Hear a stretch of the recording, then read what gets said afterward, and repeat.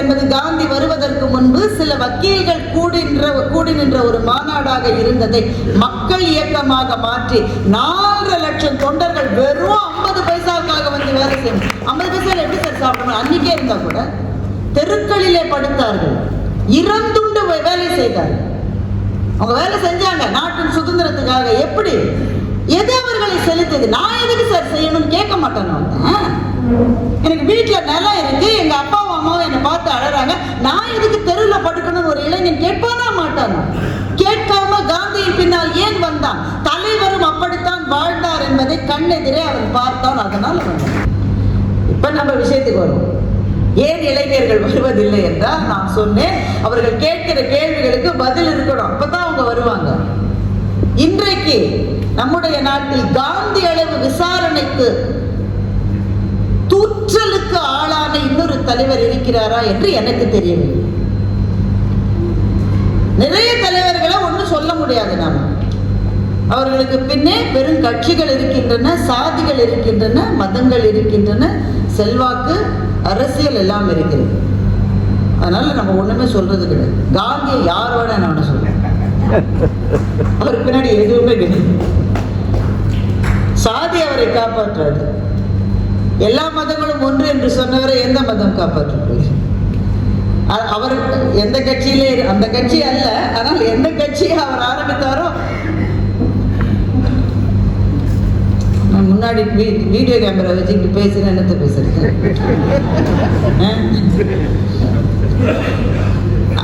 ஆனால் சில கேள்விகள் காந்தியை பற்றி இளைஞர்கள் நெஞ்சத்திலே இருக்கிறது. அவங்களுக்கு தெரியவே தெரியாது காந்தியை பற்றி. மொழிபெயர்ப்பை பற்றி பேசுவதாலே சொல்லுகிறேன். மொழிபெயர்ப்பு ஒரு புத்தகத்தை குடத்துக்குள் இருக்கிற ஒன்றை குன்றிலே ஏற்றுவது மொழிபெயர்ப்பு. தெரியுமா உங்களுக்கு? குடத்துலதான் அது இருக்கும். அது ஒரு மொழி. தாகூரினுடைய கீதாஞ்சலியை தாகூர் தான் மொழிபெயர்த்தார், வேற யாரும் மொழிபெயர்க்கல. ஆனா அவர் எழுதுறது it can be called as a very rough manuscript.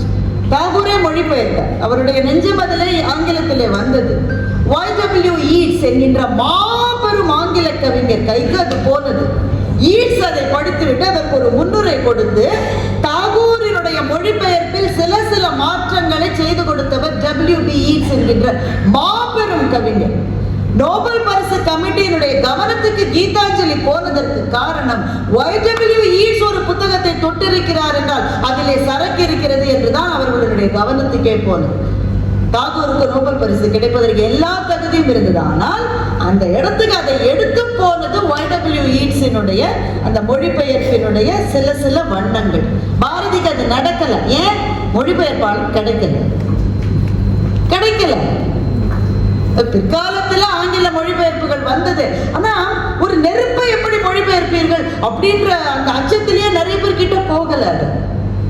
காந்தியினுடைய சுயசரிதைக்கு மை எக்ஸ்பெரிமெண்ட்ஸ் வித் ட்ரூத், சத்தியத்தோடு என்னுடைய பரிசோதனைகள்னா அந்த புத்தகம் தமிழ்நாட்டில் இந்த அளவு பேசப்பட்டிருக்காரு. கல்கி சத்திய சோதனை என்கின்ற பெயரை கொடுத்தார். அந்த அபாரமான சொல் வீச்சுதான் அந்த புத்தகத்தை தமிழ்நாட்டிலே பெரிய அளவிலே எடுத்து சென்றது. சரி, இளைஞர்களுக்கான சில கேள்விகளை யார் விதைக்கிறார்கள்? நான் சொன்ன மாதிரி காந்தியை பற்றி எல்லாருக்கும் விமர்சனங்கள் இருக்கு. அப்படி விமர்சனங்களுக்கு அப்பாற்பட்டவரும் அல்ல காந்தி. அந்த கேள்விகளுக்கு சரியான பதில்கள் அறிவுத்தளத்தில் இருந்து கொடுக்கப்படுகிற போது இளைஞர்களுக்கு காந்தி யார் என்பது தெரியும். சரி, காந்தி யாருன்னு தெரிஞ்சுக்கிட்டு இன்னுமே என்ன அப்படி கூட சில பேர் கேட்கலாம் தானே. இந்த கேள்வியை கேட்டு நம்ம கோபப்படக்கூடாது. எந்த கேள்விக்கும் அறிவுத்தளத்திலே பதில் சொன்னால்தான் அந்த பதில்கள் யாருக்காக அந்த கேள்வி எழுப்பப்பட்டதோ அவரை வாழ வைக்கும். காந்தியை பற்றி இன்றைக்கு இருக்கிற மிகப்பெரிய விமர்சனம் ஒன்று, சரோஜினி நாயுடு அவர்களே சொன்னது, இவர் எளிமையாக இருப்பதற்கு நாங்கள் ரொம்ப செலவழிக்க வேண்டியிருக்கிறது என்று சரோஜினி நாயுடு சொல்லிவிட்டார். எல்லாத்தையும் விட்டாங்க. சரோஜினி நாயுடு கவிதையில 4 லைன் சொல்லுப்பா, தெரியாது. சரோஜினி காந்தியை பற்றி என்ன சொன்னார் அது தெரியும். அவருக்காக அவர் 3ஆம் வகுப்பிலே போய் அவருக்கு ஆகிற செலவை முதல் வகுப்பிலேயே அவர் செய்யலாம் என்று சொன்னார். இது உண்மையா என்று இளைஞன் கேட்கிறார். I heard that he was very costly. அவர் எளிமையா இருந்ததெல்லாம் அப்ப என்னன்னு இளைஞட்டு நம்ம பேசணும். காந்தியினுடைய எளிமை நம்ம பேசணும். ஏன்? அவன் எளிமையே அவன் பார்த்தது. அவன் பார்த்து எங்க பார்த்துருக்கான் எளிமையை? எளிமைனா என்னன்னு தெரியாத. 1 மணி நேரம் எளிமையை பத்தி பேசுறாரு யாரோ. கையில இப்பதான் லான்ச் ஆன iPhone 17 வச்சிருக்காரு. அப்புறம் எங்க எளிமை? காந்தியினுடைய எளிமை அது ரொம்ப உத்வேகத்தோடு சொல்லணும், கொடூரமான எளிமை. எவ்வளவு பயணம் பண்ணுங்க. காந்தி அளவு இந்தியாவில் பயணம் செய்த தலைவர் இன்று வரை வேறு யாரும் கிடையாது. இன்று வரை கிடையாது. எல்லா பயணத்துக்கும் சில பொருட்களை பத்திரமா மகனோ மனைவியோ தொண்டர்களோ எடுத்துட்டு வரணும். என்ன பொருள்னு நினைக்கிறீங்க? பொட்டியா, போனா, கிராம்ஃபோன் ரெக்கார்டா?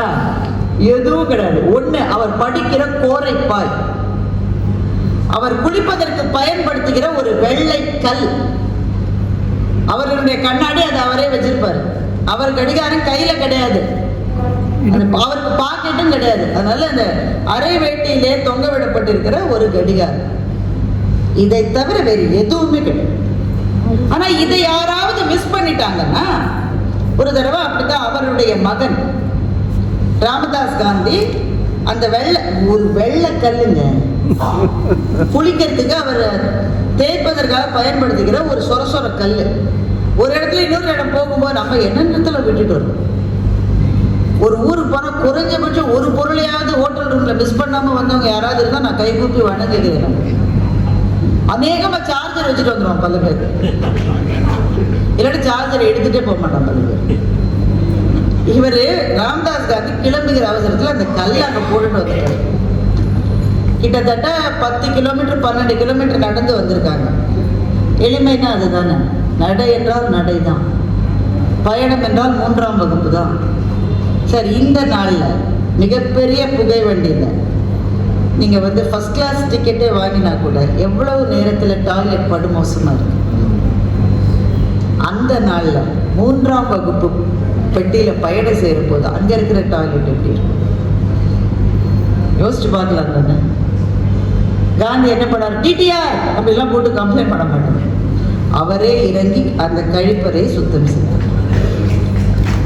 அந்த சுத்தம் செய்வதற்கான பொருட்கள் அவர் கூட வரணுமா வர வேணாமா? எந்த இடத்திலும் கழிப்பறை சரியில்லை என்றால் முதலாக அவர் அட்டன் பண்ண காங்கிரஸ் மாநாட்டிலே காந்தி போகிறார். போன உடனே அவர் செய்த முதல் வேலை, காங்கிரஸ் அப்போது பெரும் வக்கீல்களினுடைய அணிவகுப்பாகத்தான் இருந்தது. ஒவ்வொரு பெரிய மனிதரையும் பார்த்து இவர் சவுத் ஆப்பிரிக்கால வந்திருக்காரு, தன்னை அறிமுகப்படுத்திக்கணும்ன்றதுக்காக அவர் செஞ்ச முதல் வேலை, ஒரு 1000 பேர் வந்திருக்காங்க, கழிப்பறை சுத்தமாக இருக்கிறதான்னு போய் பார்த்து இவரே கழிப்பறையை சுத்தம் செய்தார். அப்ப அதற்கான பொருள் கூட வருகிறது. இப்படிப்பட்ட பொருட்கள் கூட வந்தன. பட்டேல் என்ன செய்தார் என்றால், காந்திக்கு இன்றைக்கே இவ்வளவு எதிர்ப்பாளர்கள் இருக்கிறார்கள் என்றால் அன்றைக்கே நிற்க மாட்டார். அதனால காங்கிரஸ் தொண்டர்களையும் 3ஆம் வகுப்பு பெட்டியில் கூட போக சொல்லி பட்டேல் சில சமயத்திலே சொல்லுவார். அதனால அந்த பெரிய அணி இருக்கிற மாதிரி இருக்கும். இதை பார்த்து சரோஜினி நாயுடு நகைச்சுவையாக சொன்னார், இவ்வளவு பேர் 3rd கிளாஸ்ல வர்றதுக்கு பதிலாக அவர் ஒருத்தர் மாத்திரமே ஃபர்ஸ்ட் கிளாஸ்ல வரலாம்னு நகைச்சுவையாக சொன்னதே தவிர, காந்தியினுடைய எளிமையை புரிந்து கொள்வதற்கு ஒரு வயதும் ஒரு பக்குவமும் வேண்டும். அது ஏன் புரியவில்லை என்றால், அப்படிப்பட்ட எளிமை இன்றைக்கு நம்முடைய வாழ்க்கையிலிருந்து முழுமையாக விடை பெற்றுவிட்டது. அதனால அது புரியாது. இப்படிலாம் ஒருத்தர் இருந்தாருன்னு இன்னும் 5 வருஷம் கழிச்சு நீங்க இளைஞர்கள்ட்ட சொன்னா சும்மா கதை அடிக்காதீங்க தான் சொல்லுவோம். அதைத்தான் ஐன்ஸ்டீன் காந்தியை பற்றி சொன்னார். இப்படி ஒருவர் வாழ்ந்தார் என்று சில ஆண்டுகள் கழித்து நீங்கள் சொன்னால் ஒருவரும் நம்ப போவதில்லை என்று ஐன்ஸ்டீன் சொன்னார். அதுதான் காந்தியினுடைய எளிமை. ஏன் காந்தி இளைஞர்களிடம் கொண்டு போகப்பட வேண்டும் என்றால், பொது வாழ்க்கையிலே ஈடுபடுவதிலே இன்றைக்கு இளைஞனுக்கு விருப்பம் இல்லை. கூட்டங்களிலே போய் நிற்பதிலே விருப்பம் இருக்கிறதே தவிர இறங்கி வேலை செய்வதில் அவர்களுக்கு விருப்பம் இல்லை. என்ன காரணம்? முன்னாடி நின்று அதே வேலையை செய்கிற தலைவர்களை அவர்கள் பார்க்கவில்லை, அதனால் அவர்களுக்கு விருப்பம் இல்லை. காந்தி மற்றவர்களுக்கு ஆர்டர் போடுறதில்ல, நீ இதெல்லாம் பண்ணிட்டு நீ இந்த சைடெல்லாம் கிளீன் பண்ணி இல்ல, முதல் ஆளா அவர் தான் போய் நிற்பாரு, அவர் தான் கிளீன் பண்ணுவாரு. அதை பார்த்துட்டு பின்னாடி வந்தோம். சரி, எவ்வளவு பெரிய இன்ஃப்ளூயன்ஸ் காந்தின்றது ஏன் இந்த இளைஞர்களுக்கு புரியவில்லைன்னு ஆச்சரியமா இருக்கு. ஏன்னா அவனுடைய மொழியில் அது சொல்லப்படவில்லை. 4.5 லட்சம் காங்கிரஸ் தொண்டர்கள் அன்றைக்கு காந்தியினுடைய தலைமையின் கீழ் இருந்தார்கள். 4.5 லட்சம் பேர். அவர்கள் முழு நேர ஊழியர்கள். அவங்களுக்கு சம்பளம் அன்றைக்கு நான் சொல்றது 1925 35 அவங்களோட சம்பளம் 50 பைசா ஒரு மாசத்துக்கு. ஒரு மாசத்துக்கு இதெல்லாம் ரெக்கார்ட்ஸ் இருக்கு, நீங்க போய் வெரிஃபை பண்ணலாம். நான் எதுவுமே தவறா சொல்லல. 50 பைசா. சரி, 50 பைசா கூட இல்லாதவன் தான் அங்க வந்து வேலை செய்வான் நீங்க நினைச்சிடாதீங்க. வந்தவன் பூரா பெரும் பணக்காரர்கள் வீட்டிலிருந்து இளைஞர்கள் வந்தார்கள், இளம் பெண்கள் வந்தார்கள். என்றைக்கு இந்திய சமூகத்தில் இளம் பெண்கள் வெளியே வந்து கூட்டங்களில் கலந்து கொண்டது எப்ப நடந்தது? காந்தி வந்த பிறகுதான் அது நடந்தது. காங்கிரஸ் என்பது காந்தி வருவதற்கு முன்பு சில வக்கீல்கள் கூடி நின்ற ஒரு மாநாடாக இருந்ததை மக்கள் இயக்கமாக மாற்றி 4.5 லட்சம் தொண்டர்கள் வெறும் 50 பைசாவுக்காக வந்து வேலை செய்யணும். 50 பைசா எப்படி சார் சாப்பிடணும்? அன்னைக்கே இருந்தா கூட தெருக்களிலே படுத்தார்கள், இறந்துண்டு வேலை செய்தார்கள். அவங்க வேலை செஞ்சாங்க நாட்டின் சுதந்திரத்துக்காக. எப்படி? எது அவர்களை செலுத்தது? நான் எதுக்கு சார் செய்யணும்னு கேட்க மாட்டேன். எனக்கு வீட்டுல நிலம் இருக்கு, எங்க அப்பாவும் அம்மாவும் என்னை பார்த்து அழறாங்க, நான் எதுக்கு தெருவில் படுக்கணும்னு ஒரு இளைஞன் கேட்பானா மாட்டானா? கேட்காம காந்தியின் பின்னால் ஏன் வந்தான்? தலைவரும் அப்படித்தான் வாழ்ந்தார் என்பதை கண்ணெதிரே அவன் பார்த்தான். அதனால் வந்தான்.